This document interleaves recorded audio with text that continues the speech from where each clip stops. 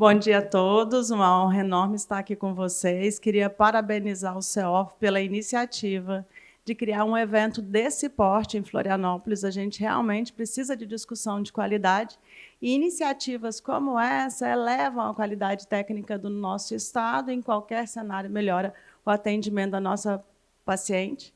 Então, doutor Marcelo, parabéns. Parabéns, Cris, pela organização e toda a equipe do CEOF. Realmente, o programa está fantástico. O que me coube nessa mesa foi falar sobre mastologia para o ginecologista. Então, eu vou chamar a nossa dinâmica, eu vou apresentar caso clínico, vou ter debatedores de alto nível aqui para discutir com a gente, então a gente vai colocar as perguntas direto para os participantes, para os nossos debatedores, e vocês fiquem à vontade para levantar a mão, fazer perguntas do público. Então, sem mais delongas, eu queria começar chamando os nossos debatedores, e ladies first sempre, né? Então, vou começar pelas mulheres, doutora Cristina Barreto. Doutora Cristina é médica radiologista e chefe do serviço de imagem da Clínica Imagem do Complexo Hospitalar Bahia Sul. Seja bem-vinda, Cris.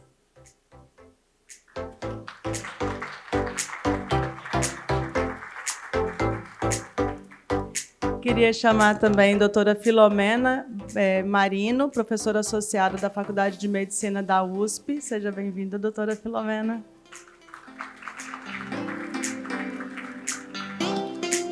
Doutora Juliana Ávila. A doutora Juliana Ávila é mastologista com formação em cirurgia geral e mastologista do CEOF, da Harmonia Mastologia. Bem-vinda, Ju.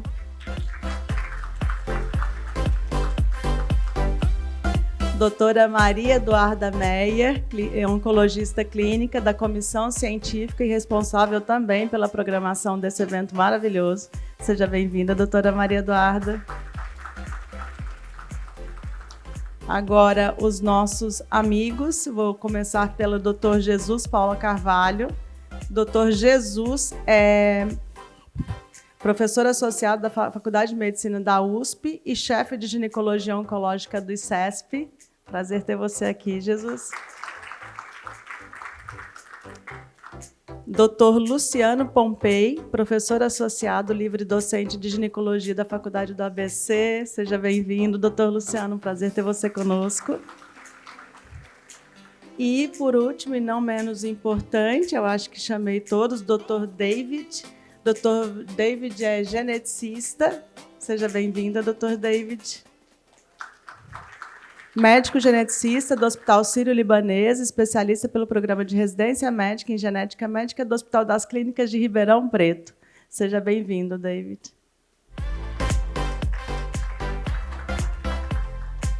Ok. Então, a gente vai apresentar o nosso caso clínico agora. Então, como eu disse para vocês, vai ser um debate. Esse debate é um caso de vida real de uma paciente de 35 anos, é uma paciente médica, essa informação está aqui só para dizer que é uma paciente que tem condição de lidar com a informação. Então, é uma paciente que teve um nódulo na mama direita, que foi identificado numa ultrassonografia, que foi solicitada pelo cirurgião plástico, porque ela ia fazer cirurgia plástica. Então, a paciente de 35 anos, ela não tinha um histórico de alto risco para câncer de mama, ela teve apenas a avó materna com câncer de mama e aos 80 anos. Ela é nulípara, usuária de anticoncepcional há mais de 10 anos, e o resultado do exame dela é que ela tinha um nódulo na mama esquerda. Esse nódulo era hipoecogênico, de limites bem definidos, tinha 8 milímetros e era um BIRADS 3. Então, já vou direcionar minha pergunta direto para o doutor Luciano. Doutor Luciano, essa é a paciente que muitas vezes está com o ginecologista. E a gente gostaria muito de saber a sua opinião sobre a solicitação dos exames de imagem em pacientes extremamente jovens como essa, que estão fora da nossa rotina do rastreio, né? É realmente uma paciente de 35 anos, né? Em princípio, a gente não conhece o histórico. Bom, temos ali o histórico familiar, é um histórico de baixo risco, né? Apenas o antecedente da avó com câncer de mama aos 80 anos, então ela não se enquadraria numa mulher que deveria ter uma antecipação do seu rastreio. Enfim, acabou sendo solicitado esse exame, né? E em princípio, deveríamos iniciar o rastreamento a partir dos 40 anos. Acho que não estou falando nenhuma novidade aqui, um público extremamente seleto, né? A Sociedade Brasileira de Mastologia recomenda início aos 40, com exames anuais ou bienais, enquanto que, vocês sabem muito bem, o Ministério da Saúde, através do INCA, recomenda o início a partir dos 50 anos, né? E as diretrizes americanas recomendando iniciar aos 40, com exames anuais ou bienais, né? Então, essa é uma paciente que, em princípio, não entraria nesse esquema, mas a gente sabe que é muito comum, Então, principalmente ultrassom, essa antecipação. A pergunta é essa: a paciente está numa rotina de ginecologia, ela é assintomática, está fazendo a sua consulta de rotina. Você se sente pressionado a fazer ultrassom nessa paciente por demanda dela? Normalmente não, eu acho que cabe a nós a explicação, né, de em que casos deve ser feito esse rastreamento. Mas, logicamente, há situações em que, sim, você acaba tendo que solicitar, principalmente aquela paciente que tem uma queixa mamária, né? Se ela tem uma queixa mamária, é diferente, a história é outra. Mas, simplesmente por rastreio, em princípio, é uma paciente que eu não pediria esse exame, né? Não pediria esse exame, a não ser que no exame clínico eu tivesse suspeitado de um nódulo ou que ela tivesse uma queixa mamária mais específica, que muitas vezes você acaba solicitando o exame até por uma tranquilização da paciente. E, eventualmente, você se depara com alguns achados. Acho que o Jesus quer falar. Sim, ele quer comentar. Pode ficar à vontade, doutor Jesus. Então, o que me chama a atenção nessa paciente é algo muito, muito comum, que são as cirurgias estéticas nessa faixa etária, ou às vezes até antes. E depois dessa cirurgia estética, o que vai acontecer? Nós vamos ter uma mama que não é a original e pode ter distorções por isso. Então, por esse motivo, eu achei que foi muito adequado ela ter feito um ultrassom, para nós termos o basal dela, né? E eu recomendo que, quando vai fazer uma cirurgia, seja qual for, colocação de prótese, redução, que tenha uma imagem, mesmo independente da idade. Acho que o radiologista vai ficar muito feliz. Cristina Barreto, qual que é a sua impressão? A não ser que ela não fosse fazer... Quer dizer, o meu Sim, comentário é se ela não fosse fazer a cirurgia, né? Claro. Sim. Agora, Cris, então o doutor Jesus disse que... O doutor Luciano disse que não é rotina, a gente solicitar para paciente de baixo risco, e a gente está colocando um a mais aqui, que é a cirurgia estética. Qual que é o posicionamento da radiologia sobre isso? Primeiro, bom dia a todos. Muito obrigada pelo convite. E, Adriana, essa é uma questão que a gente vem discutindo às vezes no Tumor Board e você sempre questiona, a gente acaba questionando. O Colégio Brasileiro de Radiologia, ele fez uma normativa através de um consenso, reuniões, e ele tem a participação de mastologistas, ginecologistas e, é óbvio, de radiologistas. E eles fizeram um parecer no ano passado, acho que foi em setembro, que pacientes abaixo de 35 anos, elas têm indicação, seriam ali, ó, solicitada a ultrassonografia mamária no exame pré-operatório, mas uma decisão compartilhada e conversando com a paciente sobre os riscos dos falsos positivos das biópsias, as intervenções às vezes desnecessárias. E pacientes acima de 35, as pacientes acima de 35 anos que entrassem no rastreamento normalmente. Eu não sei se a gente já comenta agora. Eu queria saber a sua opinião pessoal sobre o consenso. Eu concordo assim com o doutor Jesus, que eu acho que, querendo ou não, quando o paciente vai fazer uma cirurgia, a gente tem no Brasil, um país subdesenvolvido como o nosso, a faixa etária do câncer de mama ela tem baixado, isso a gente vê.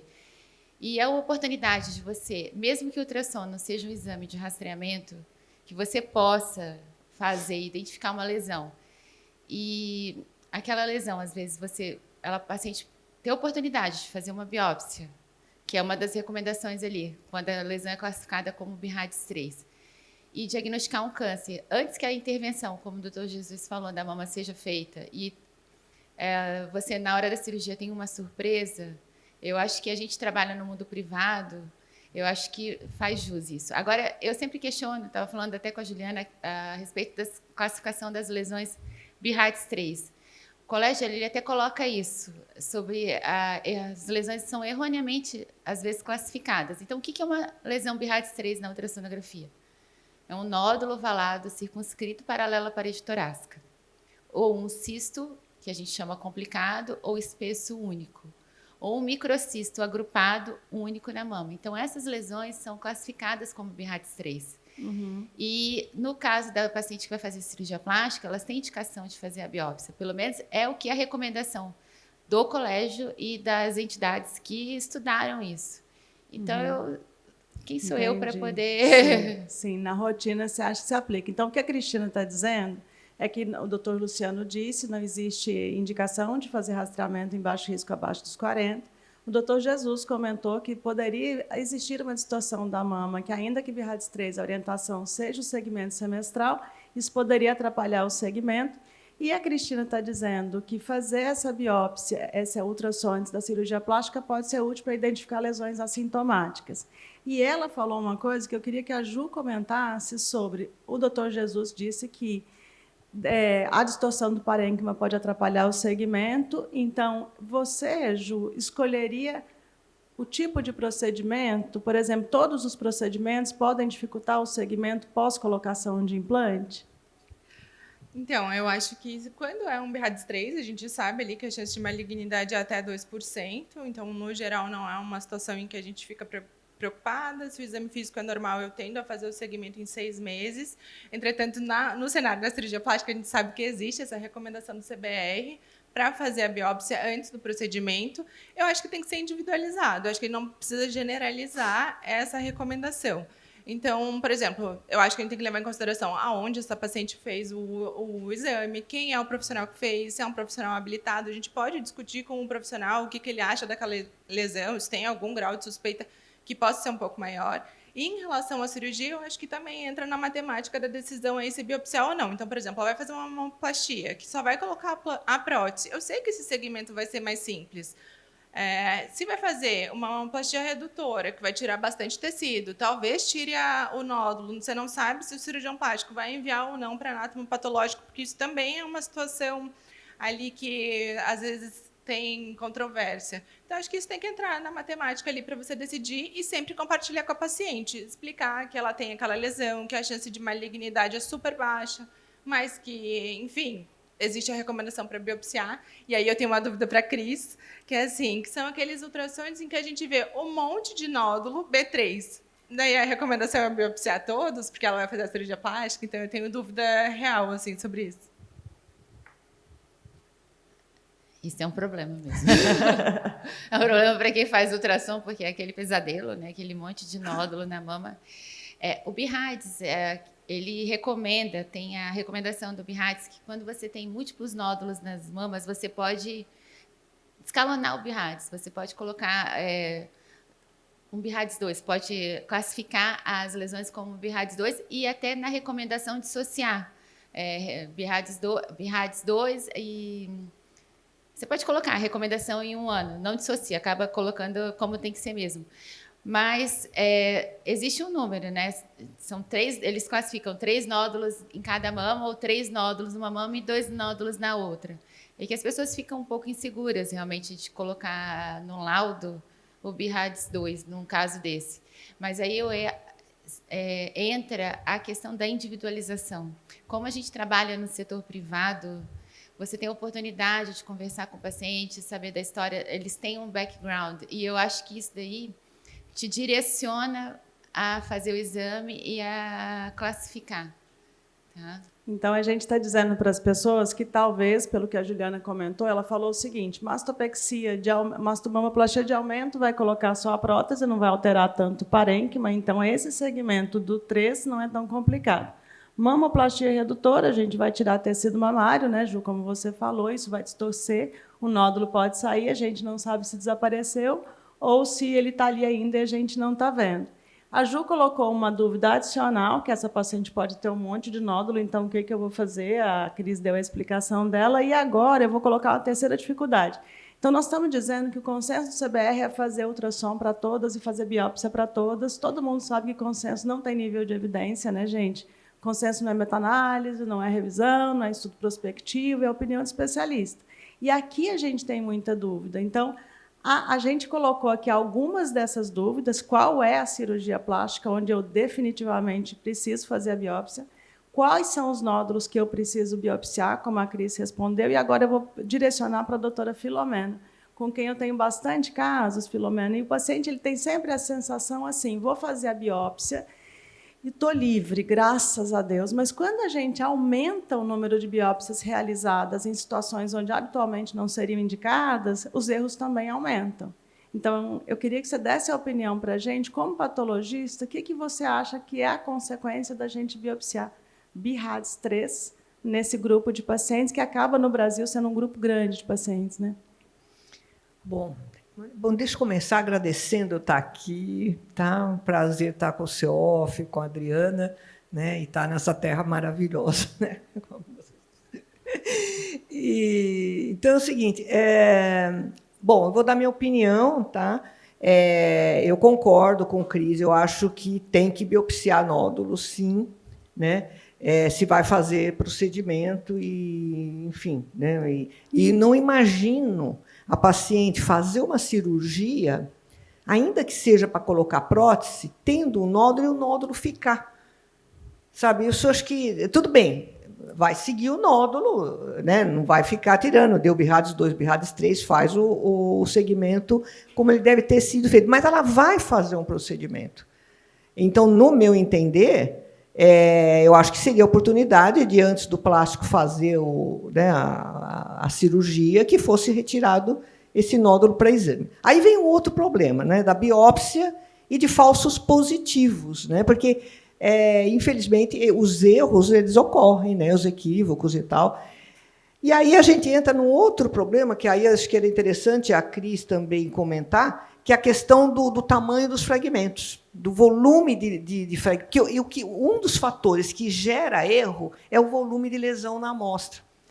Porque, às vezes, a lesão está escassamente representada e ela pode ser duvidosa. Então, eu dou exemplo aí, lesões papilíferas, por exemplo, que fazem nódulo, muitas vezes o nódulo é até bonitinho, e que geram muita dúvida, sobretudo em amostras pequenas. Então, tem algumas recomendações, né? Tipo assim, no mínimo 3 fragmentos do nódulo, ou então, sei lá, tem vários critérios para você fazer a correlação, né, do material adequado. Então, em que pese o risco que a gente pode ter de um resultado equivocado, eu me sinto muito melhor se tivesse uma biópsia desse nódulo. Né? Okay. Sobretudo se ela vai operar. Agora, se vai operar e o nódulo é benigno, eu acho que tem que sair. Né? Uhum. E se fez a biópsia antes, melhor, tudo bem, já até sabe, mas aí tira com segurança. Eu tenho visto recentemente, até a propósito né, se faz cirurgia plástica no Brasil, numa frequência grande, como o Jesus comentou, em pacientes, às vezes, muito jovens. E o achado, tudo bem que eu acho que a minha amostra é um pouco viciada, né, porque toda vez que tem um achado desse, eles querem uma revisão, porque o paciente não estava esperando. Mas achado no produto de mamoplastia, ou in situ, tá, ou uma lesão de risco alto, né, uma hiperplasia ductal atípica extensa, ou então, às vezes, carcinomas, né, invasores, né, pequenos, e aí não sabe se a margem está livre, se não está livre, aí gera todo aquele problema, não sabe onde estava. Então, eu acredito que, pesando custo-benefício, é melhor fazer. Ok. Então, pesando custo e benefício, que é o que a gente disse aqui, então a gente está nessa situação de ter para quem chegou depois, uma paciente que vai fazer plástica, assintomática, tem 35 anos, que existe um consenso do CBR sugerindo biópsia para todos os BIRADS 3 antes da cirurgia plástica, e esse é o comentário dos nossos debatedores. Luciano, eu ainda queria fazer uma pergunta para ti sobre, ainda na anamnese dessa paciente. Ela é uma paciente usuária de anticoncepcional há mais de 10 anos. E aí eu queria saber de ti o seguinte, como que você vê, Luciano, essa questão do anticoncepcional do ponto de vista de fator de risco, de considerar risco, às vezes as pacientes chegam para a gente, tem ali uma avó que teve câncer aos 80, e fala para ti, eu tenho medo de usar anticoncepcional por causa do câncer de mama da família. Sempre que a gente analisa o risco, né, a gente tem que olhar para a prescrição de anticoncepção, para a prescrição de terapêutico hormonal, sempre tem que ver como um todo. Né? Se eu for pensar apenas do risco da mama, a pílula anticoncepcional combinada, e agora, mais recentemente, até estudos com pílula de progestagênio mostraram que sim, tem um aumento de risco. Se a gente pegar o estudo mais emblemático do anticoncepcional combinado, foi o estudo publicado no New England, Morse, em 2017, que mostrou, de fato, um aumento do risco, um risco relativo mostrando aumento para câncer de mama. Só que quando a gente vai ver excesso de risco, ou seja, o risco atribuível, o quanto acrescenta em termos de número efetivo, a gente está falando de 13 casos adicionais em 100 mil mulheres, né? Por outro lado, então, se eu for pensar só na mama, eu vou falar para a paciente, realmente pode aumentar o risco, né? Mas eu não posso esquecer que na minha frente não tem apenas mama, na minha frente eu tenho uma mulher como um todo, né? E se essa mulher engravida no momento não oportuno, muitas vão recorrer a aborto clandestino, com risco de complicações seríssimas, com risco de morte, com risco de perderem a sua fertilidade futura. Além disso, a anticoncepção hormonal ela vai reduzir risco de câncer de ovário, que, do meu ponto de vista, é muito mais temível que a mama. A mama a gente rastreia bem hoje, felizmente, né?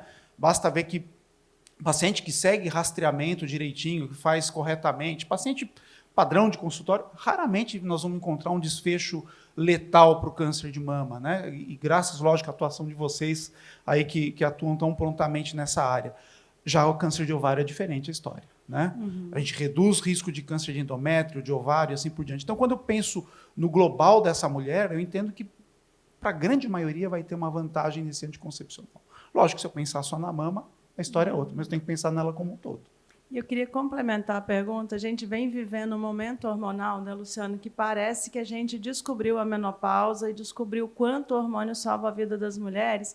E tem tido alguns comentários sobre o efeito protetor da progesterona e uma prescrição de progesterona como antes. Eu sou 50 a mais, antes eu não via tanto. Você pode comentar conosco alguma coisa sobre se isso realmente mudou a progesterona como um amigo e não inimigo? Não mudou, não mudou. O que nós sabemos é na terapêutica hormonal da pós-menopausa que alguns estudos mostram que a progesterona micronizada, num regime de terapêutica hormonal combinada, estrogênio e progestagênio, existe um aumento de risco para câncer de mama. Porém, quando nós olhamos quais progestagênios estão presentes nesse regime, alguns estudos sugerem que quando é a progesterona micronizada ou quando é a dihidrogesterona, ou não há um acréscimo de risco significativo, estudos observacionais não randomizados, ou esse risco é menor do que com os progestagênios sintéticos mais conhecidos, né? Então, tem um estudo bastante importante mostrando, de 2020, Vinogradova, autora, mostrando que quando era dihidrogesterona, esse aumento era bem menor do que o observado com a noradiosterona, por exemplo. Agora, daí a dizer que é protetor, acho que é uma etapa muito grande. O que a gente tem visto muito hoje é a prescrição da progesterona com finalidade de efeito neuroprotetor, que também está sendo muito falado e que não tem base suficiente para falar isso. Entendi. Muito obrigada, doutor Luciano. Então, dando sequência aqui, eu acho que eu não preciso de dizer que toda essa discussão nós estamos preocupados com o câncer de mama, né, gente? Todo mundo sabe, como a Ju falou, que 98% dos casos vai ser um fibroadenoma, vai ser benigno. Então, quando a gente fala em câncer de mama, é importante a gente notar que nós, no Brasil, temos uma incidência de câncer de mama em pacientes jovens, de acordo com dados do Amazonas 3, que é maior que na Europa, que é maior que na Austrália, que é maior que no Canadá, que é maior que os Estados Unidos. Então, nós, de fato, temos uma incidência maior de câncer de mama em paciente jovem. E esse câncer de mama da paciente jovem, geralmente, ele é diagnosticado em estágios mais avançados, tem mais subtipos moleculares mais agressivos, e essas pacientes, infelizmente, com diagnóstico tardio, acabam indo para tratamentos mais radicais e mastectomia. Então, quando a gente está preocupado de fazer biópsia ou ultrassom pré-cirurgia plástica, esse aqui que é o nosso foco. E quando a gente vai ver dados brasileiros, se vocês olharem essa tabela aqui embaixo, os números de câncer de mama em pacientes jovens, nesses dados que foram apresentados na ESMO, do estado de São Paulo, a gente viu aumento de câncer de mama em paciente jovem. E a gente viu aqui estatística de câncer de mama entre 35 e 44, que ainda assim é maior que a média do mundo. Isso talvez, Cris Barreto, justificou essa mudança no rastreio que teve aqui. Então, a gente sabia, essas são as orientações de rastreamento de mama, o Luciano já citou isso, mas esse ano aconteceu uma coisa muito interessante, que foi voltar atrás do Task Force, dizendo que, aqui mesmo ele está dizendo, devido ao grande benefício do ponto de vista de redução de mortalidade em pacientes com câncer de mama, o rastreamento entre 40 e 50 anos, eles voltaram atrás e sugeriram que os exames fossem feitos, de fato, em pacientes a partir dos 40 anos. Luciano, isso é uma grande discussão para nós. Então, eu recebo no consultório paciente que não faz mamografia, porque mamografia tem radiação. Noves fora, assim, o quanto essa discussão não tem sentido. Depois eu recebo aquela paciente que 50 anos é a idade, antes disso ela faz só ultrassom. E aquela que não faz mais mamografia depois dos 65 anos. Então, assim, é muito confuso para a gente entender como o ginecologista tem visto essa questão do rastreio diante de toda essa confusão, cada um faz de um jeito. E agora, com o Task Force voltando atrás, o INCA ainda não voltou. Como que você vê isso, Luciana? Assim, como é que, para você, o ginecologista, que está atendendo a paciente, você que está sempre em evento da gineco, está sempre conversando sobre isso, como que o ginecologista tem visto essa questão do rastreio, da idade do rastreio? Vou falar por percepção pessoal, né? Percepção que eu tenho no encontro com os colegas ginecologistas é que a grande maioria começa o rastreio aos 40. Eles seguem muito mais a Sociedade Brasileira de Mastro, o CBR, do que o Ministério da Saúde, o INCA. Na minha opinião, felizmente, né? Porque se pegar, por exemplo, a posição que a gente encontra do INCA, fala o seguinte, não só fala para começar aos 50, como fala o seguinte, evidência forte de que dos 40 aos 50 a mamografia traz mais problemas do que soluções. E evidência fraca de que a partir dos 50 seja vantajoso, né? Eu acho que a gente tem que lembrar também que estou entrando na área da nossa amiga radiologista, né? Mas teve uma evolução tecnológica fantástica. Quer dizer, a quantidade de radiação que se tem hoje é muito baixa. A qualidade, a resolução das imagens é muito menor. Então, no passado, provavelmente, gerava mais falso positivo do que gera hoje, acredito, porque a resolução melhorou, né? Então, eu acho que teve um progresso tecnológico muito grande e é um fato, né? A gente vê que as mulheres morrem menos por câncer de mama hoje quando fazem um rastreamento. Quer dizer, para mim isso é uma evidência muito clara de que é acertado fazer esse rastreamento e começar precocemente. O Colégio Brasileiro, o Colégio Americano, eles indicam que o rastreamento ele começa a partir dos 40 anos. Fala-se muito na questão do INCA, eu acho que provavelmente pela questão das mamas densas, mas isso também entra como um fator de risco para o câncer de mama, porque aumenta, se eu não me engano, em 5 vezes a questão do câncer de mama. E acaba sendo utilizado outros métodos de exames, inclusive incluindo às vezes até a ressonância de mama nessa avaliação. Sem dúvida, houve uma evolução grande da tecnologia, dos aparelhos. A gente saiu daquela mamografia convencional e agora nós temos a mamografia digital e a tomossíntese, que é uma mamografia que a gente chama 3D, é como se você fatiasse a mama. Acho que todo mundo aqui sabe do que se trata. Mas que, infelizmente, ainda a gente não tem condições de pedir, porque o convênio na rede privada ele não paga. E muito se estuda sobre essa questão do câncer de mama, sem dúvida. Inclusive, novas visão para o rastreamento do que está vindo, do que pode acontecer.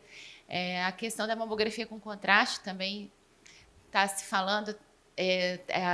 Até na última recomendação, foi uma das perspectivas futuras. A mamografia com contraste, a inteligência artificial atuando junto com a radiologista para facilitar o diagnóstico, principalmente na questão das mamas densas, identificando os padrões de tecido da mama densa e da mama extremamente densa, porque isso daí aumenta o fator de risco. Então, como o câncer de mama é muito frequente, ele é muito estudado. Então, a tecnologia só avança. Agora, a gente tem que esperar. Nosso país é um país subdesenvolvido e a gente vê o que vai acontecer, né? Ok. Então, dando sequência, essa nossa paciente aqui, para o desespero da Ju e para reforçando o que os demais disseram, essa paciente de 35 anos foi submetida a foi indicado um segmento semestral, porque é de fato correto, é uma das possibilidades. Ela não quis fazer a cirurgia estética e, nesse período de segmento de 6 anos, o que aconteceu foi que ela começou a perceber que o nódulo aumentou. E ela começou a perceber que o linfonodo na axila daquele lado também. Então, aí ela foi direto para o mastologista, falou que o nódulo tinha aumentado. E aí, quando o médico examinou, nesse caso ela tinha um nódulo palpável, com linfonodomegalia suspeita, não tinha dúvida nenhuma que era câncer de mama. E solicitei a biópsia, veio um carcinoma invasivo, grau nuclear 3, grau histológico 3, tinha metástase no linfonodo axilar e era um subtipo molecular triplo negativo. No momento do diagnóstico, ela fez um teste genético e era BRCA2 positiva, com aquele histórico familiar, só lembrando que ela tinha uma avó com câncer de mama apenas aos 80 anos. Então, assim, Jesus, eu vou começar com você. Não é incorreto fazer o controle em 6 meses, inclusive é o que mandam todos os guidelines internacionais. A gente tem um consenso brasileiro sugerindo o contrário, mas nós sabemos que B3 é segmento. O médico, quando acontece de ele decidir fazer o que é correto, para evitar, às vezes, exames em demasia. E acontece uma coisa como essa, muito rara e não previsível. Como que você teria esse discurso com a sua paciente no momento do atendimento? Você não fez nada de errado, você sugeriu um segmento que é o que o BIRADS 3 manda. Como é que você, que tem bastante experiência... É claro, a gente tem coração, né, Jesus? Tirando o coração que a gente tem, qual seria o seu ponto de... Como é que você abordaria essa questão para você dormir à noite?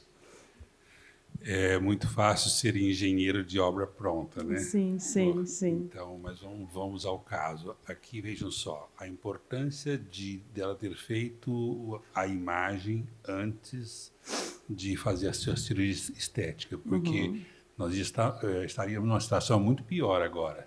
Como é que eu ia interpretar aquilo, né? Então, nós já tínhamos a informação que ela tinha um nódulo. 4 meses, né? Qual a recomendação que provavelmente tinha? É repetir em 6 meses, não em 4. Aí entra a clínica, cresceu. E teve esse desfecho de ser um carcinoma e numa paciente imutável. Uma situação muito rara. Mas eu acredito que tudo isso pode ser muito bem justificável para a paciente do seguinte aspecto, ou seja, o que piorou no prognóstico dela nesse período, né? Foi um período de espera muito, muito pequeno, né? Apesar de ser um triplo negativo, né? E é uma situação que a gente vai viver. Agora eu estou ansioso para ver o desfecho com essa informação aqui que já começou a entrar na minha área. Ok, exatamente. Então, Juliana, você tem essa paciente, né, que tem 80 anos, e aqui nós estamos vendo o absurdo. Ela tinha câncer de mama e ela BRCA2 positivo. Do ponto de vista de risco, quando você está avaliando uma paciente no seu consultório, você separa pacientes de risco normal, paciente de risco alto, para poder, pelo menos, ter uma chance de entender quem que é a paciente que eu devia me preocupar mais? Sim, na verdade, eu levo em conta o histórico familiar e aí costumo colocar em calculadora matemática. Então, coloco em calculadora de risco, geralmente eu uso o Tyler-Cuzick, eu sei que tem outras calculadoras, acho que, enfim, foi a que eu acabo me identificando mais ali, no geral do consultório. E aí, se vem um risco acima de 20%, eu encaminho para aconselhamento genético. Que eu acho que o geneticista, a gente tem um pouco de dificuldade aqui, a gente sente sua falta, mas eu acho que o geneticista é a pessoa mais recomendada, porque a gente sabe que, ok, pode vir mutação da mama, que a gente consegue gerenciar um pouco ali no consultório, mas tem muitas outras coisas que aparecem que precisam ser aconselhadas especificamente, assim. E aí, se você quiser voltar, a gente está te esperando. Florianópolis tem essa defasagem, assim. Então, David, o que a Ju está dizendo é que a gente tem estratégia para identificar quem é de alto risco ou não. E você, como geneticista, eu queria que você... Então, nós estamos num público multidisciplinar que inclui o ginecologista também. E eu tenho assistido cada vez mais, recebendo resultados que, às vezes, Luciano, o ginecologista, sugere. Então, eu acho, David, que eu vou perguntar para o Luciano se ele solicita e se ele acha que isso deveria fazer parte da rotina do ginecologista. E depois eu queria que tu explicasse para a gente qual que é a tua opinião sobre o não especialista solicitar o exame. Eu não sei se eu represento a maioria dos ginecologistas, mas eu não solicito. Eu acho que é o Sim. geneticista que tem que fazer essa avaliação e ver caso a caso, né? Qual a recomendação. Até porque hoje, né, ele vai explicar para a gente muito melhor, né? Mas tem aquele monte de genes ali, uma boa parte daquilo aparece e não sabe nem interpretar, né? Então, eu acho que tem que ser com um especialista. Sim, perfeito, Luciano. Então, David, isso que ele está falando é a nossa realidade, né? Um monte de exame e um monte de complicação com o resultado, né? O que você acha disso? Aqui a gente tem um problema, né, de que realmente a gente tem poucos geneticistas no país, né? Então, muitas vezes, aqui em Florianópolis, a gente acaba tendo 3 geneticistas, né? E muitas vezes pode ser que a gente acabe não dando conta de ver todos os casos. Eu acredito que o cenário ideal é que sim, todos os pacientes deveriam passar nessa avaliação com um médico geneticista antes. Até porque o tempo de consulta, muitas vezes, que os outros profissionais têm para dedicar para um aconselhamento genético é inferior ao tempo que a gente vai dedicar a esse paciente. Não só isso, aqui a gente tem um cenário claro de uma paciente com câncer de mama em idade jovem que eu encontrei uma variante. Mas muitas vezes eu faço um teste inicial nessa paciente, não encontro absolutamente nada, ou encontro uma variante de significado clínico incerto, e o profissional que solicitou acaba dizendo que ela não tem absolutamente nada. E a gente sabe que a gente tem limitações técnicas. Então, talvez essa seja uma variante de significado clínico mais interessante, né, que a gente possa ter algum estudo adicional para reclassificar essa variante, ou mesmo quando eu tenho um teste negativo, muitas vezes eu posso evoluir ainda na investigação dessa paciente e acabar encontrando alguma outra coisa. É comum? Não é. Mas, novamente, se a gente não busca, a gente acaba nunca encontrando. Então, você acha que o especialista geral realmente, pelo que eu entendi, não existiria vantagem? E agora, entrando no nosso circuito aqui, como especialista que trata câncer de mama. Juliana, você pede o teste no momento do diagnóstico de câncer de mama? No momento do diagnóstico, eu costumo pedir, a gente tem a recomendação da ASCO desde janeiro para pedir para todos os pacientes com câncer de mama abaixo de 65 anos. A gente sabe que nem todo mundo segue essa recomendação, mas desde janeiro eu acho que já tem bastante evidência para a gente solicitar teste para essas pacientes. Tem o rol da ANS, então às vezes o plano dá uma travadinha ali, mas eu costumo pedir e tento sempre encaminhar para o geneticista, de fato. Ok. Comentário, David? E eu acho interessante assim, que realmente a gente tem esse guideline novo da ASCO, né, recomendando a testagem para as pacientes, toda paciente com câncer de mama com idade igual ou abaixo dos 65 anos, mas a gente está lidando com pacientes em um cenário privado, né? Quando a gente faz essa estratégia, a gente aumenta a sensibilidade para 98%. Mas ainda assim, eu acabo perdendo 2%. Né? É pouco, se for ver, realmente é pouco. Mas num cenário privado, a gente já começa a discutir, com o barateamento desses testes genéticos, a possibilidade de uma testagem universal. Né? A gente já tem, inclusive, guidelines anteriores a esse guideline da ASCO sugerindo isso. Né? Então, acho que a gente tem que pensar muito bem com que paciente que a gente está lidando, né? Então, esse guideline da ASCO, menos que 65 anos, você acha completamente adequado e, para você, ele deveria ser estendido?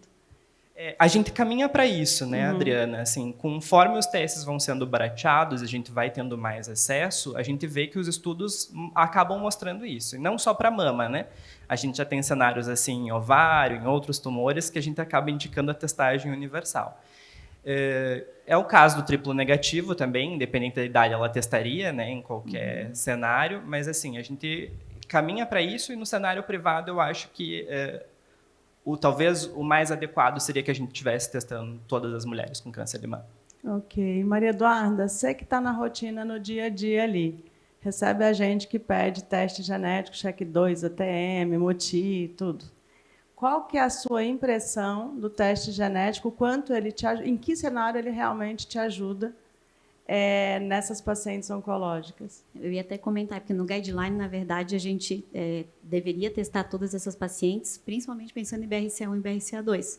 Porque quando a gente está pensando no contexto do manejo dessa paciente oncológica, esses genes de alta penetrância que vão ter realmente um impacto para a gente, né, em indicação de cirurgia profilática, em tratamento, que a gente hoje tem disponibilidade dos inibidores da PARP. Então, muito se discute se a gente vai pedir realmente só o BRCA1 e BRCA2. A gente também não pode esquecer que no Brasil a gente tem o TP53, né, que é uma mutação que também é frequente na nossa população. A gente tem essa mutação específica brasileira, né, o R337H. Isso também vai impactar para as pacientes, porque essas pacientes elas têm um risco de tumores radioinduzidos. Então, essas pacientes elas deveriam ser submetidas a uma mastectomia ao invés de uma cirurgia conservadora.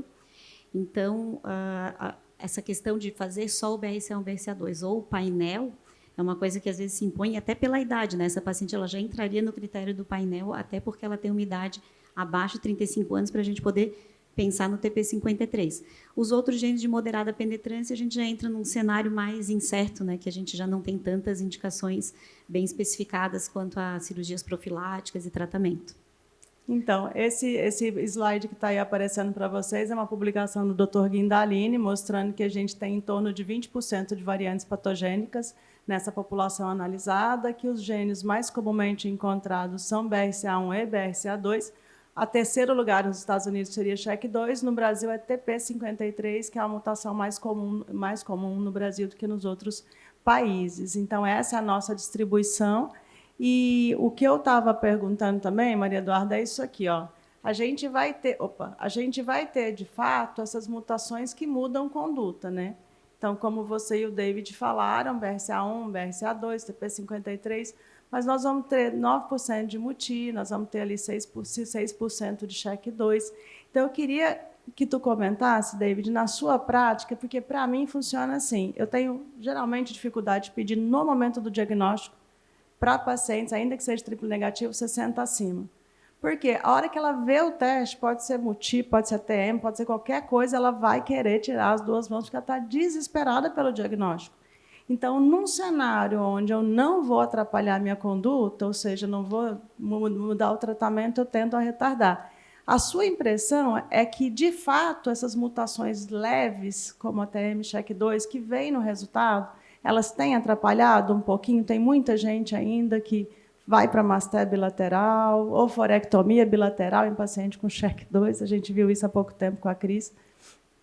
Tem, né, Adriana? E, assim, esse cenário da gente identificar uma variante em um gene de moderada penetrância acaba gerando uma aflição para essa paciente, né? E, muitas vezes, a paciente ela quer operar, quer fazer uma mastectomia bilateral por conta desse resultado, sendo que não existe uma história familiar forte. Não que a gente não possa pensar num cenário de mastectomia diante de uma variante em SHEC2 em que eu tenha vários casos de câncer de mama nessa família, mas isso não é o mais comum, não é o mais habitual, né? Então, sim, isso acaba muitas vezes dificultando o nosso lado, mas pensando em custo-benefício, quando esse guideline da ASCO ele saiu, para a construção desse guideline, basicamente foram chamados diferentes experts, né, dos quais a Maria Isabel faz parte, é a pessoa com quem eu trabalho, e eles simplesmente questionaram qual era a opinião desses experts sobre diferentes temas para definir idade e qual é a estratégia. E a maior parte dos experts voltou para a solicitação de um painel de genes, e não apenas BRCA1, BRCA2. Embora no guideline eles destacam BRCA1, BRCA2 e falam que a depender da história familiar é que você vai sugerir um painel. Isso por conta de custo-benefício. Assim. Hoje, se você for pensar, não vale a pena você sequenciar só BRCA1, BRCA2. Vale muito mais a pena você partir para um painel de genes, o preço vai ser, se não o mesmo, muito próximo, e a gente sabe que a gente vai acabar perdendo variantes em genes interessantes, como, por exemplo, o PALB2, TP53, e mesmo genes de moderada penetrância, TM, SHEC2, mas que vão ter repercussão para essa pessoa, para outros tumores e mesmo para os familiares, né, para aconselhamento genético. Entendi. Doutora Filomena, então a gente está aqui com uma paciente BRCA2 triplo negativo, e eu tinha colocado ali no slide que os subtipos moleculares tendem a ser mais agressivos. E a gente tem alguns trabalhos mostrando que talvez o BRCA2, BRCA1 vá melhor com o tratamento do que os demais. Quando você está diante de uma biópsia, existem características que são próprias desses tumores genéticos que te chamam a atenção? Ah, tem. Realmente, quando você olha um triplo negativo e é de uma paciente butada, é interessante, porque uma das coisas mais marcantes são os TIOs, né? São a quantidade de infiltração linfocitária. Porque, veja bem, o BRCA, os BRCA são genes supressores, né? Então, a partir do momento que eles faltam, né, você acaba tendo, nas divisões celulares, uma série de erros. Então, do ponto de vista de erros genômicos, você tem muito, e isso acaba ativando a resposta imune. Então, uma das coisas é a alta quantidade de TIOs. E TIOs, interessantes, são os linfócitos infiltrantes. Tem dois tipos, né? Tem aqueles que são do estroma tumoral e tem os que permeiam o epitélio. Permeou o epitélio, você fala, E aí tem outras características morfológicas que são nódulo muito circunscrito, crescimento expansivo, tá? Muita área de necrose, tanto que muitas vezes o triplo negativo aparece, às vezes, para o radiologista, como uma lesão cística, né? O sólido cística. Eles pensam até em falar, será que não é um papiloma, né? Porque é um nódulo circunscrito com áreas, né? Parece que cística, e no fim é a necrose e é o padrão circunscrito. E são alto grau, eles são grau nuclear 3, a célula é muito indiferenciada. Então, são essas características. Essas características antes eram incluídas no tipo histológico medular, inclusive, que é um triplo negativo. Só que hoje o tipo histológico medular ele não existe. Você tem tumores com características modulares. Então, ele é um tipo não especial, e quando você coloca que ele tem características medulares, está englobando todo o tipo medular atípico que a gente tinha antigamente. E é o subtipo da apresentação, mas que mais frequentemente você vai ter o risco de ter uma mutação. Né? Não que a mutação não gere outros tipos, enfim, o mais frequente nas mutadas ainda é o receptor hormonal positivo, né? E do TP53 é o HER2, né? Mas essas características são marcantes. A gente, quando vê... E uma coisa, eu vejo um colega patologista que é lá do Memório comentou, né? Falou, olha, quando você vê linfócito infiltrando o epitélio, pode pensar em BRCA, e é verdade. Isso vale, inclusive, na tuba uterina, no ovário e tudo. Entendi. Então, agora, vamos voltar para o assunto oncológico. Juliana, a gente tem aqui uma paciente de 35 anos que teve diagnóstico de um câncer de mama e ela está com você, que é uma mastologista, que é a linha de frente do diagnóstico da paciente com câncer de mama. Qual que é o teu desafio quando você está tratando uma paciente jovem como cirurgiã? Eu acho que o principal desafio, enquanto cirurgia da mama, nesse caso, é tu escolher se vai ser uma cirurgia conservadora ou se vai ser mastectomia. A gente sabe que a maioria dos cirurgiões e das pacientes querem fazer mastectomia nesse cenário. O paciente jovem está ali desesperada, o cirurgião também tende mais a mastectomia, mas a gente está cheio de estudo mostrando que a cirurgia conservadora é possível, é segura, principalmente porque não vai alterar a mortalidade. Então, a gente tem os estudos mostrando que você fazer cirurgia conservadora, fazer mastectomia unilateral ou bilateral, não aumenta a mortalidade nesses casos. O que eu acho que tem que ser levado em consideração? A gente não pode esquecer que essa paciente está ali com aquele tumor inicial, já tem um prognóstico definido, mas se ela tiver, principalmente os pacientes mutados, se ela tiver uma perspectiva de vida de 20 anos ali, mais depois desse diagnóstico, pode ser que ela tenha um câncer de mama contralateral. E esse risco é de 26% nas pacientes mutadas. Então, assim, apesar de não mudar a mortalidade, como é que isso vai impactar na vida dela, na qualidade de vida dela? Então, assim, você pode oferecer cirurgia conservadora para esses pacientes, mas aí você tem que levar isso em consideração. E, obviamente, tem o fator cirúrgico da característica da mama. Você sabe que tem paciente que vai se beneficiar mais de uma cirurgia conservadora do que de uma mastectomia, que às vezes o resultado da mastectomia vai ser muito pobre para aquela paciente. Então, eu acho que tudo isso tem que entrar. Assim, dá aquele desespero pensando que se você tirar as duas mamas, você vai reduzir a mortalidade. Os estudos mostraram que não, mas eu acho que esses outros poréns têm que ser esclarecidos assim com a paciente. Pensa na situação da Juliana, David. Ela não indicou biópsia, no controle era câncer. Aí ela indica uma cirurgia conservadora no BRCA2. E está dizendo isso para nós. Ela tem chance de ter um segundo tumor. A mortalidade pelo câncer que ela tem não vai ser impactada em nada pela radicalidade cirúrgica. A Ju disse que no meio do caminho ela pode ter um segundo câncer, não vai impactar na mortalidade, mas isso é sofrido para a paciente. Então, vamos imaginar que a Ju não quis tomar essa decisão e mandou a paciente para ti. Então, tem aqui um BRCA2 com axila positiva e a paciente quer saber o que eu vou fazer de cirurgia, qual que é a sua orientação? Então, nesses casos, né, Adriana, a gente tem que compartilhar a decisão com o paciente, né? A gente vai explicar sobre os riscos e vamos dizer que existem duas possibilidades. A gente pode acompanhar essa mama com exames a cada 6 meses, depois feito o tratamento, é claro, né? Ou a gente pode optar por uma cirurgia mais agressiva, uma mastectomia bilateral, e explicar os riscos e ver qual é a percepção dessa paciente diante do risco que ela vai ter, né? Para que essa decisão possa realmente ser uma decisão compartilhada. Entendi. Então, você não falaria para a paciente, você tem BRCA2, se fosse você, já aproveitava e tirava as 2 mamas. É uma decisão complexa, né, David? Duda, Maria Eduarda, então, em relação a você, a Ju disse que essas pacientes que têm câncer de mama triplo negativo vão bem com a cirurgia conservadora, e em alguns dados vão até melhor do que com a mastectomia, porque elas vão fazer radioterapia também. Qual que é a visão do oncologista desse cenário atual? Então, nós temos aqui um T2, um T2N1, triplo negativo. Como que você entende o manejo sistêmico dessa paciente e a cirurgia nesse cenário? Qual que é o teu desafio? Eu acho que o desafio que a gente tem na paciente jovem, a gente já falou aqui que a gente tem um número maior, né, no Brasil, assim como na América Latina, a gente também tem uma incidência maior. A gente sabe que essas pacientes elas vão ser diagnosticadas com subtipos mais agressivos. A gente está falando aqui de uma paciente mutada, mas essas pacientes jovens, apesar do subtipo mais comum ainda ser o luminal, a gente sabe que tem uma proporção maior de triplo negativo e de HER2 nessas pacientes jovens. Elas estão fora da idade de rastreio, então chegam tumores mais avançados, mais grau 3. E, de maneira geral, a gente tem um desafio que é fazer essa discussão multidisciplinar. Eu acho que tudo começa por aqui, né? Essa paciente, para ela ser bem tratada, como todas devem ser discutidas, mas eu acho que a paciente jovem ainda mais, porque a gente vai precisar, né, do auxílio do geneticista, toda paciente jovem vai fazer um teste genético, essa informação do teste genético ele vai ser importante para a nossa tomada de decisão.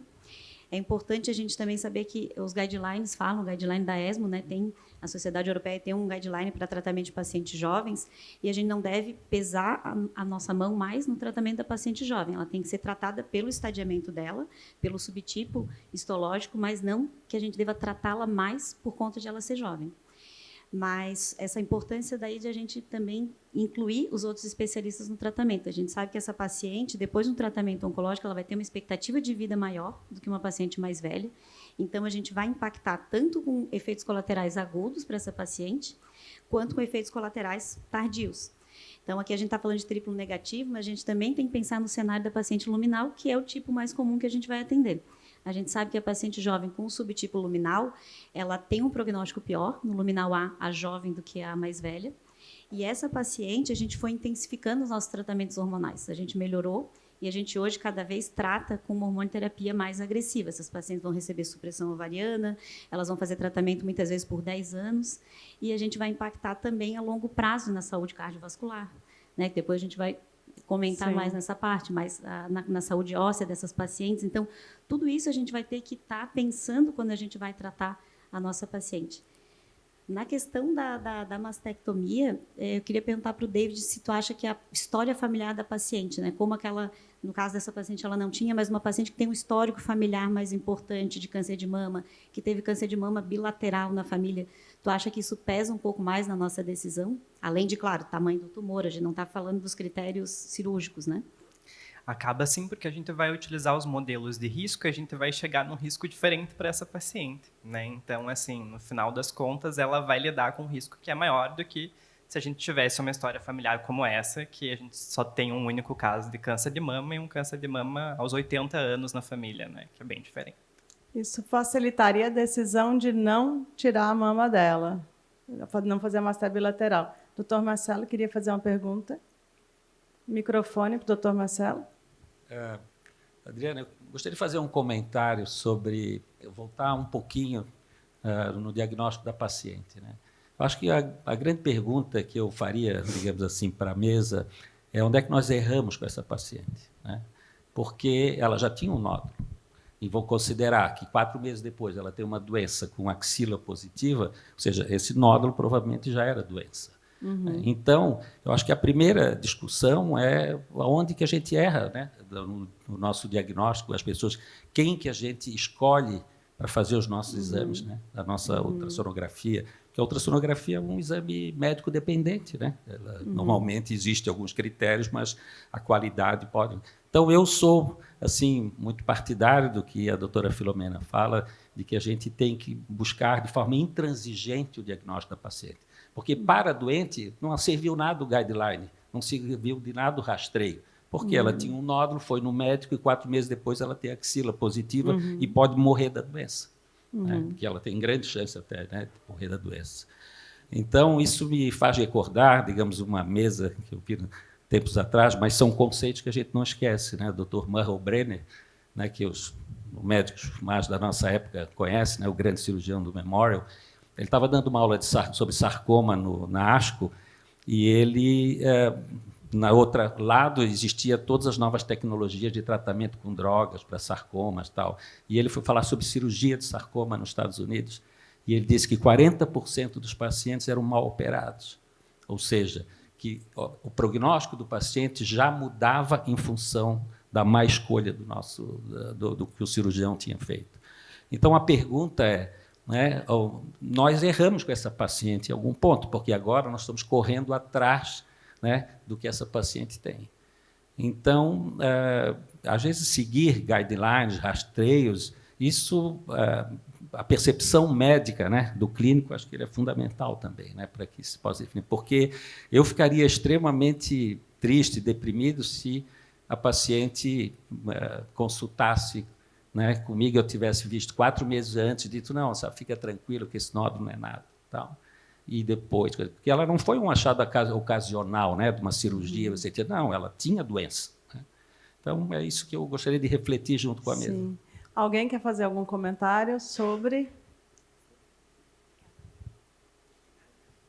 Ô, Jesus, eu tinha dito para o doutor Jesus, para o doutor Marcelo, para você, que a gente tem que ajudar a gente a dormir. A gente não fez a biópsia. O doutor Marcelo está acabando com o nosso sono. Está falando, vocês erraram. Comenta isso para nós. Não, veja só, é aquilo que eu comentei, né? Olhar para trás é mais fácil, né? Mas vamos pegar lá, teve uma decisão fundamental, primeiro, de ter essa informação antes de fazer o procedimento. Foi suspenso o procedimento estético. Talvez aqui o tempo de 4 meses tenha sido muito, porque isso deve ter tido manifestação clínica ou mesmo imaginológica. O ultrassom poderia ter detectado. Se eu tivesse que fazer um reparo nesse caso todo, seria ter antecipado a avaliação desse nódulo, né? Então, mas não ia mudar muita coisa. Em vez dos 6 meses, queria saber das colegas, e não fazer um pouco antes, porque vai se manifestar. Nesse ultrassom que foi feito lá atrás, não sei se foi avaliada a axila, esse primeiro. Talvez um second look dessa paciente nesse momento. Ela fez ultrassom de axila, Cris, como faz ultrassom do ultrassom que não tem indicação. Assim, fizeram aquela avaliação de axila que não é oncológica. Marcelo, é difícil mesmo. Eu achei essa pergunta bem pertinente em relação ao caso, a tua visão, como sempre questionadora. E a questão da realização do exame. Eu acho que talvez, como a doutora Filomena, ela comentou, os nódulos, às vezes, na mama, em pacientes mutadas, eles às vezes enganam um pouco a gente.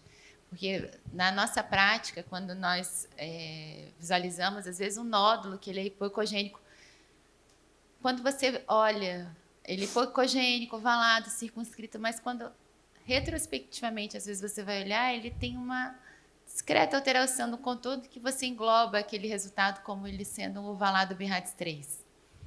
E alguns fatores eu acho que a gente pode melhorar na hora da realização do exame. Primeiro, tempo, para realizar com calma.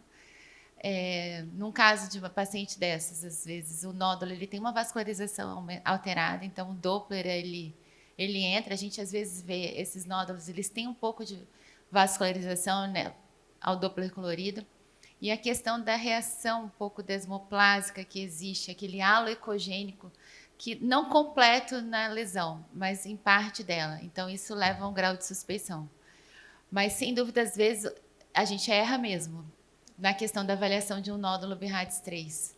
E, principalmente nas pacientes mutadas. Filomena. Né, que eu queria perguntar para a Cris se o Doppler entra sempre no ultrassom. Porque, para mim, vascularização alterada pode ser BIRAD 3 à vontade. Eu acho que aí alguma coisa está errada. A gente coloca o Doppler ali porque ele ajuda a você ter uma noção da... Porque se for um nódulo mais fibroso, ele não vai ter aquela vascularização toda, não vai ter uma neoangiogênese. A gente normalmente acaba não pedindo. Aqui o pessoal está começando a pedir o Doppler para avaliar, que é mais um exame para você acrescentar e fazer um diagnóstico. Não é rotina, é um plus. Mas aqui o nosso cenário é um pouco diferente, doutora Filomena, porque a gente trabalha com mastologistas, a gente tem o tumobode, a gente tem um patologista quando a gente faz a biópsia dentro de sala para diagnóstico e para conversar sobre a concordância ou não da lesão. Então, é o que você falou, a tua clínica, né, já tem um viés mais elevado. A gente vê isso que lá no nosso serviço acontece a mesma coisa, pelo nosso público. Luciano. Eu achei o comentário do Marcelo muito bom, mas extremamente provocativo, né? Porque será que nós erramos, né? Será que houve um erro nessa condução? E eu só vejo dois caminhos aqui possíveis quando ela fez esse ultrassom. Ou, de fato, houve um erro do radiologista, do colega que estava fazendo o ultrassom, não percebeu algum sinal evidente, ou seja, não seria um BIRADS 3, e sim um BIRADS 4, e ele diagnosticou como 3, ou nós caímos naqueles 2%, de que o BIRADS 3, 2%, é um falso negativo. Esperado, né? A gente sabe que pode e esses acontecer. 2% talvez sejam exatamente esses pequenos detalhes, né, que você mencionou, que às vezes tem pequenas coisinhas ali que muito difíceis a gente perceber, de vocês perceberem. Então, eu acho que só tem esses dois caminhos. Acho que não necessariamente houve um erro, né? Eu acho que aí a questão é, ou houve um erro realmente lá na imagem, e era um BIRADS mais avançado, ou de fato caiu naqueles 2%. E se caiu naqueles 2%, foi o que Jesus falou, agora eu estou sendo engenheiro de obra feita. Tudo bem, eu vou olhar agora para trás, puxa, podia ter feito a cada 3 meses. Mas por que fazer a cada 3 meses? Por que você falaria para a paciente lá aos 35 que não vai fazer um procedimento, não vai fazer mais a cirurgia? Por que você vai falar para ela fazer a 3 meses, se a recomendação é a cada 6? Então, é difícil, né? Uma situação que nos provoca demais, eu acho. Não, sem dúvida. E não tem sentido nenhum indicar para a paciente ela fazer a cada 3 meses um exame, sendo que a recomendação é de 6 meses. É raro a questão do BIRADS 3, os 2% ali de chance de malignidade. Poucas vezes eu vi isso na minha prática. A gente tem até um caso comum, eu, doutor Marcelo e Adriana, de uma paciente jovem que ela tinha um nódulo que ela acompanhava e que ele era um BIRADS 3 e virou um câncer de mama. E uma outra paciente, que inclusive é uma médica, que para variar, CRM positivo não é fácil, que ela já tinha biopsiado, inclusive, esse nódulo. Exato.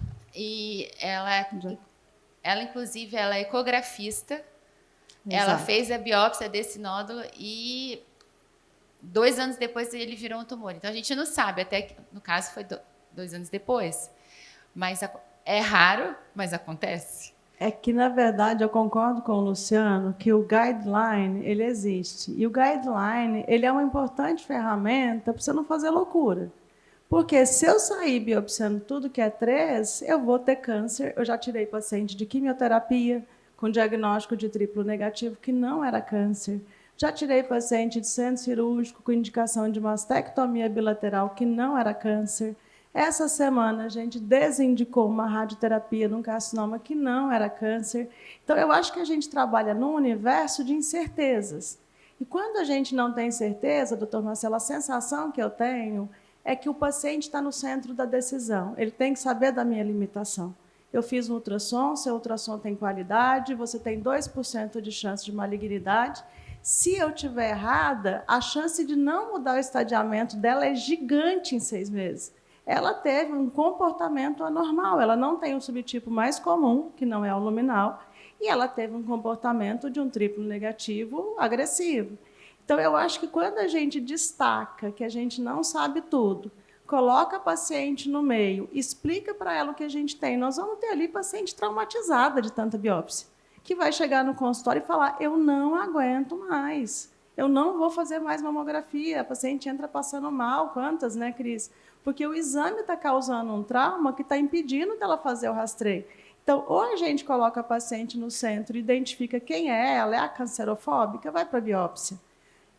Ao contrário disso, a gente precisa assumir alguns riscos, eu acho, porque a paciente, infelizmente, ela pode perder em todas as linhas. Ela pode perder tendo câncer que eu não vi, ela pode perder num erro de biópsia que diz que era câncer e ela não teve, ela pode perder numa decisão de quimioterapia que eu achei que o melhor para ela era aquilo, e infelizmente não foi. Então, eu acho que a gente, infelizmente, tem que chegar para a paciente, não sei se os demais concordam, e dizer, eu não tenho controle. Assim, infelizmente, a gente não tem. Eu posso fazer a melhor medicina que eu puder, que é o que a Duda falou do tumor board. Todo mundo senta, todo mundo conversa, é isso que nós vamos fazer, e a gente assume a impressão que eu tenho, né, Luciano, que deve ter sido a mesma do que você disse, né? Só uma pergunta agora para a Ju e para você também. Se ela tivesse feito a cirurgia plástica, vocês tirariam o nódulo?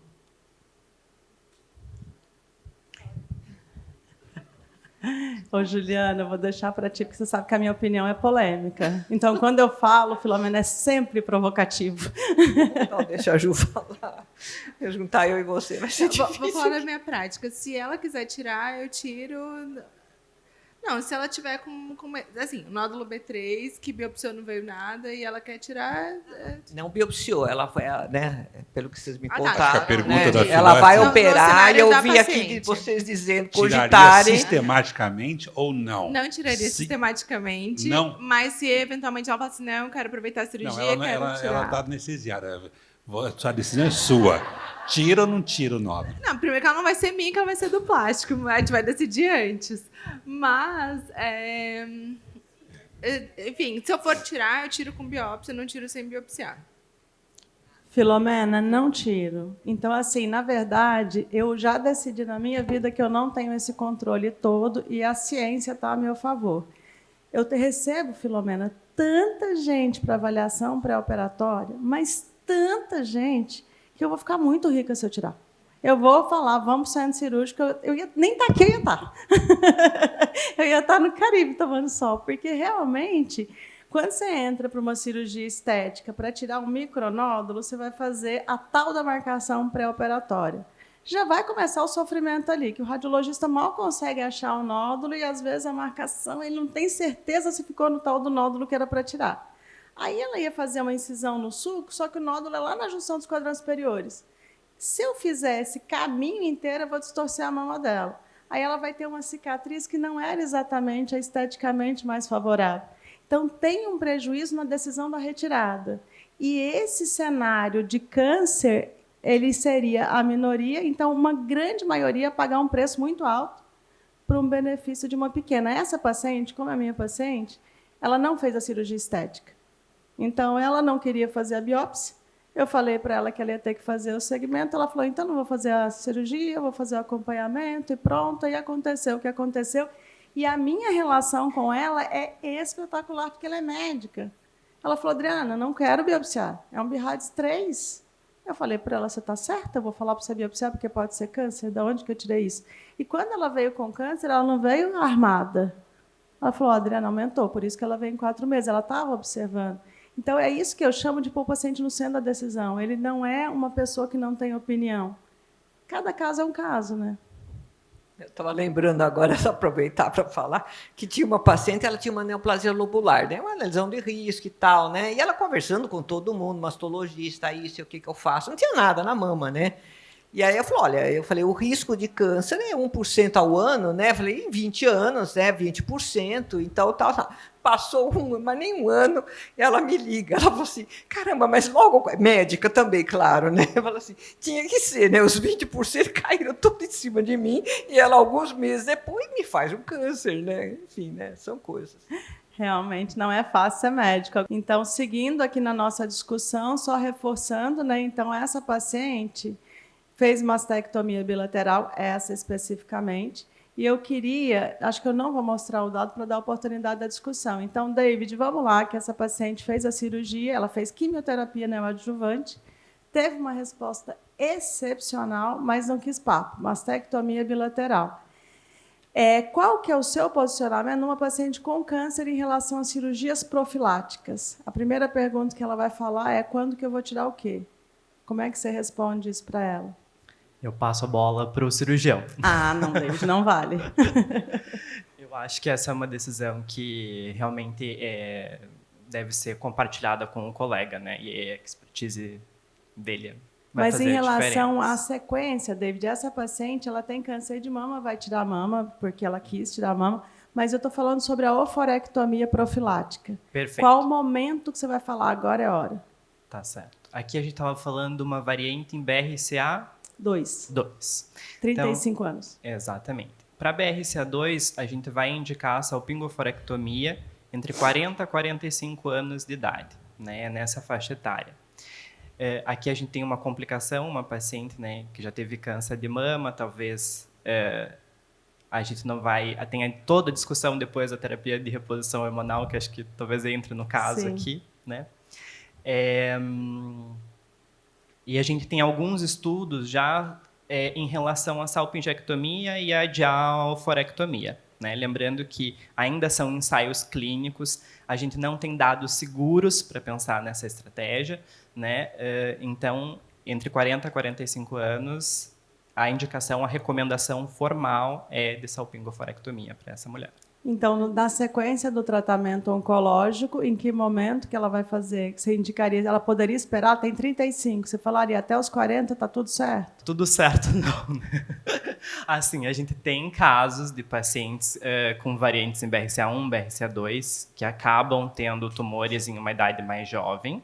Então, a gente não pode dizer que essa paciente ela não tem um risco de desenvolver um tumor antes. Mas a gente está seguro de pensar em uma estratégia cirúrgica entre 40 a 45 anos de idade. É o que você disse. O guideline está lá para que a gente não faça loucuras, né? Então, é isso. Assim, a indicação seria essa, ainda mais num cenário de que a gente não tem uma história familiar de tumores, né, de ovário em uma idade jovem.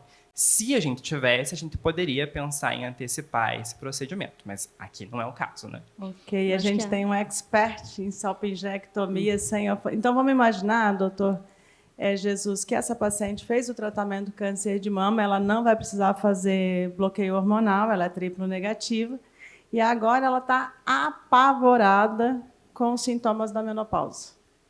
E qual que é a sua experiência sobre essa estratégia que o David diz que a gente ainda não tem dados consolidados sobre salpingectomia sem oforectomia? Você quer comentar, Duda? Eu queria comentar antes uma questão. Eu acho que é importante a gente estar falando da oforectomia e a nossa preocupação, né, o doutor Luciano já falou, o câncer de ovário a gente não tem rastreamento, é um tumor que a gente diagnostica muito mais em estágios avançados, chance de cura baixa, então a gente tem uma certa ansiedade em proteger essa paciente dessa neoplasia.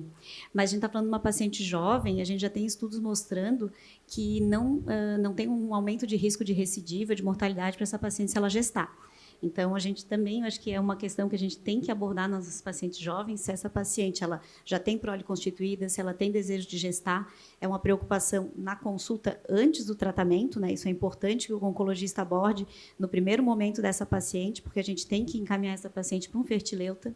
Okay. A gente tem estratégias que a gente pode proteger o ovário, e essa paciente de 35, se ela não tem um histórico de câncer de ovário, se ela deseja gestar, se ela ficar 2 anos sem a evidência de doença, né? Claro que a gente tem que respeitar a biologia do tumor, a gente tem que ver se essa paciente não vai ter uma recidiva, porque a gente vai ficar numa situação complicada para tratar. Mas se essa paciente com 37, ela tiver congelado o óvulo e quiser gestar, ela pode esperar para fazer a sua cirurgia profilática, né? Então, Perfeito. doutor Jesus, desculpa, David. E acho que a gente ainda tem que pensar que nas pacientes com BRCA, né, a gente tem uma reserva ovariana diminuída, né? Então, tem toda essa questão de fertilidade que realmente a gente precisa abordar. Possivelmente uma paciente que talvez tenha interesse em fazer uma fertilização com seleção de embriões, né? E são questões que a gente vai abordar na consulta também. Então, agora a gente colocou para o doutor Jesus 2 questões. Ela não quer ter sintoma climatérico agora e ela quer gestar. Então, ela quer o ovário dela ali. O que você acha da estratégia da salpingectomia sem oforectomia em algum momento? Bom, essa estratégia que o David comentou, realmente eu acho que vai vingar. Nós sabemos que o carcinoma seroso de alto grau ovariano, ele nasce na tuba, a origem é ali.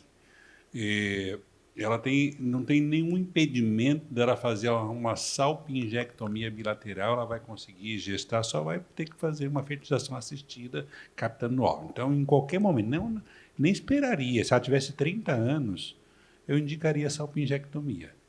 Ela sendo mutada e com esse câncer. Então, tira, e aí tem um cuidado que é muito importante a gente salientar, procurar analisar essa tuba de uma maneira sistemática. Quando a gente pega a revisão de salpingectomia, nem sempre a gente tem as informações, precisa fazer aquele protocolo CIFIN, de estudar toda a tuba, e aí é que a gente encontra a neoplasia não invasiva, né, o STIC. Ou então, mais precoce ainda, aquela assinatura do P53, que é um conjunto de pelo menos 13 células marcadas pela imunistoquímica. Eu estava vendo esse caso, lembrando de várias pacientes que eu indiquei salpingectomia e que achei lá a lesão não invasiva. E eu até tenho um mapazinho que eu mostro para ela, assim, olha, o P53 precede o câncer de ovário em alguns estudos em 20 anos, o STIC em 7 anos do carcinoma. Então, você teria seu câncer lá, nós estamos retirando ele aqui. Eu indicaria muito. Eu sou da Liga de Combate à Tuba. Entendi. O fundador. Tuba uterina atrapalha, até quando não tem câncer, né? Enquanto eu vejo lá a Filomena orientando o exterior, tira a tuba, depois a gente... Porque não está engravidando, porque a tuba está atrapalhando. Eu tenho uma pergunta, professor. Nesses casos, assim, que eu concordo, acho que é super possível, a indicação da oforectomia ficaria entre 40 e 45 anos. Que é o protocolo isso, que nós temos. Exatamente, né? que é o que eu estava dizendo, assim, antes, né, que assim, a gente não tem a indicação ainda de adiar a oforectomia. É o delay, né? Então, exatamente. Assim, porque ninguém vai propor 2 procedimentos. Tira a tuba, depois tira o ovário. É a salpingoforectomia, que é a cirurgia que tá nos protocolos. Mas, se você quiser refinar um pouco mais, pelo menos tire a tuba agora. E o ovário a gente negocia lá para frente. Vamos chegar ao extremo, né?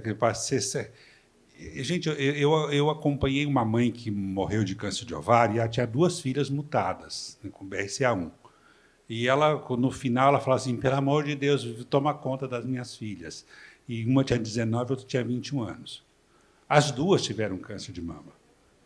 Né? E aí a pergunta eu lembro na época que nem tinha essas determinações, o momento de se fazer, isso foi na virada lá do milênio, 98, por aí, em que momento fazia a cirurgia profilática.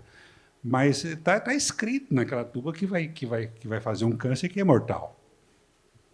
Entendi. Então, no slide projetado, por que a gente está falando do ovário, BRCA2, 80% de chance de câncer de ovário aos 70, BRCA1 de 20% a 60% de chance de câncer de ovário. E aí a gente tem esse dado mostrando que pacientes que têm oforectomia, elas têm menos risco de câncer de mama contralateral.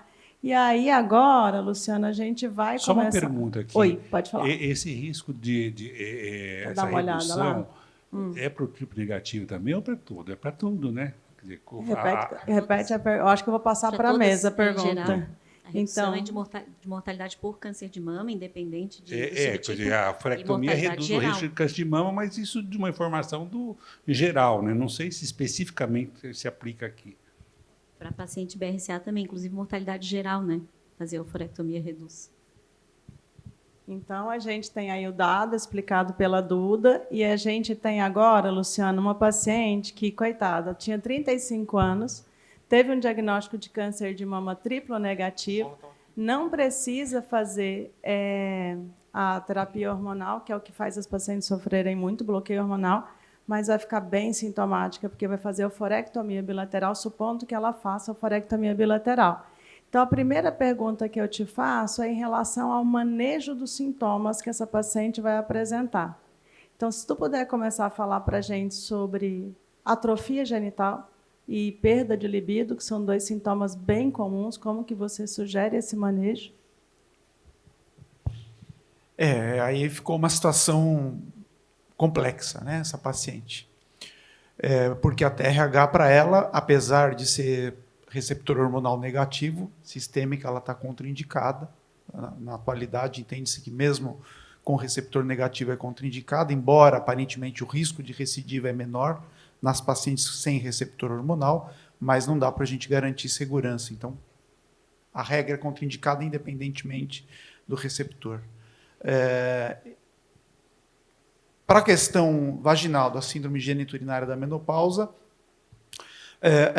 em princípio, né, ou pelos estudos mais recentes, a gente poderia fazer o uso do estrogênio vaginal. Né? Okay. Nós temos um estudo maior agora, de Agraval, eu não sei se você trouxe aí. Eu trouxe.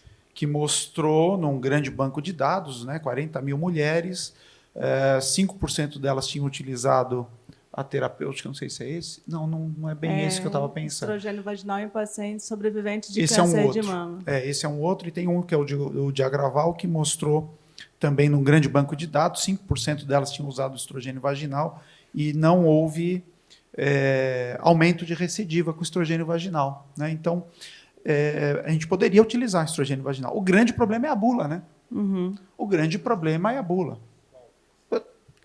Vários estrogênios estavam ali no grupo, vários. Estriol, eu não sei se acho que tinha estradiol também, mas enfim, você pegar o estradiol que a gente tem no Brasil, o estradiol hoje, quer dizer, o nível sistêmico praticamente não aumenta, né?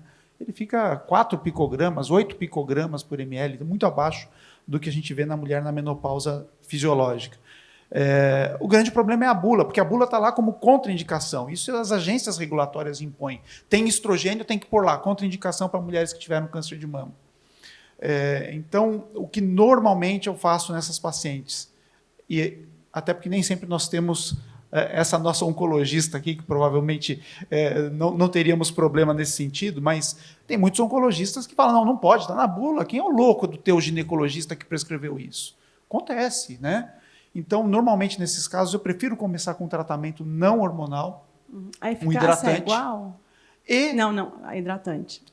E, não funcionando, eu também ganho um argumento com o oncologista. Falo, olha, nós tentamos uma abordagem não hormonal e nós temos alguns trabalhos mostrando segurança, apesar do que está em bula. Esse problema da bula não é só Brasil, não. Esse é um problema mundial. Hoje tem um movimento bastante forte na Europa no sentido de tentar convencer a EMA, que é a Agência Europeia de Medicamentos, de retirar essa contraindicação de bula.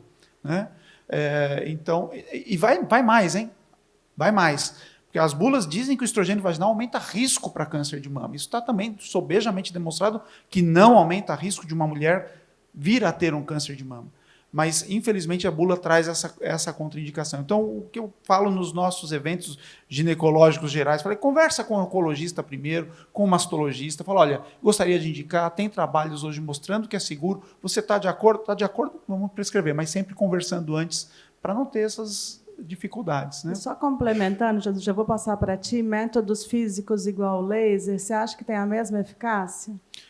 Sim, o que os trabalhos mostram, aliás, o primeiro trabalho duplo cego que fez essa comparação foi um trabalho que eu participei com a Vera foi a autora principal, e realmente foi duplo cego porque a enfermeira dela que regulava o aparelho. Então ela fazia laser no grupo placebo, ela não sabia, ela aplicava lá, disparava, mas estava com 0 de potência. Então foi realmente um estudo duplo cego, embora pequeno, e esse estudo mostrou similaridade de eficácia entre o laser e, no caso, ela comparou com o estriol vaginal. Né? Então, dá para entender que sim. Entendi. O Jesus quer fazer um comentário? Você colocou 2 problemas. Primeiro, atrofia vaginal, que o Luciano já explicou, e o segundo, a falta de libido, a baixa libido. E aí eu queria colocar, até saber a opinião do Luciano, o que você acha da estratégia de eu controlar os níveis séricos de estradiol e dar para ela testosterona, um gel de testosterona? Porque o melhor, eu resolvo a questão da libido e vou vendo se está tendo repercussão sistêmica dos níveis de estradiol pela conversão. Nada como ter amigos, né, para fazer uma pergunta dessa, né? Muito Ainda obrigada. bem que ele Jesus. gosta de mim, né? O grande problema é a evidência, né, Jesus? A gente não tem uma evidência de segurança. A gente sabe que a testo vai ser convertida para estrogênio, para estradiol. É difícil garantir que essa é uma estratégia segura, né? Eu deixaria como uma última opção, se realmente fosse muito necessário, a paciente compreendendo completamente a escassez total de estudos de segurança nesse sentido.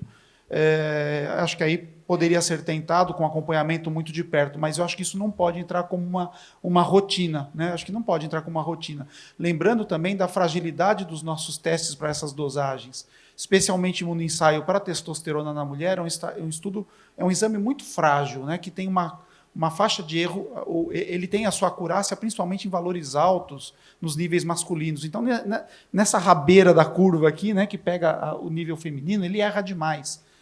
Nem todo lugar vai ter, através de uma espectrometria de massa, que seria um teste mais fidedigno. E o mesmo para o estrogênio, né? Eu teria que ter uma precisão muito grande nessa dosagem que os testes normalmente não têm. Então, eu teria, de novo, né, acho que foi a tônica que o David falou muito disso, dividir com a paciente, porque realmente não dá para testar uma segurança. Ok, infelizmente, em função do adiantado do tempo, a gente vai encerrar a discussão. Queria agradecer aos nossos debatedores pela brilhante participação, agradecer a vocês que estão aqui com a gente também, e agora nós vamos para a próxima mesa. Muito obrigada.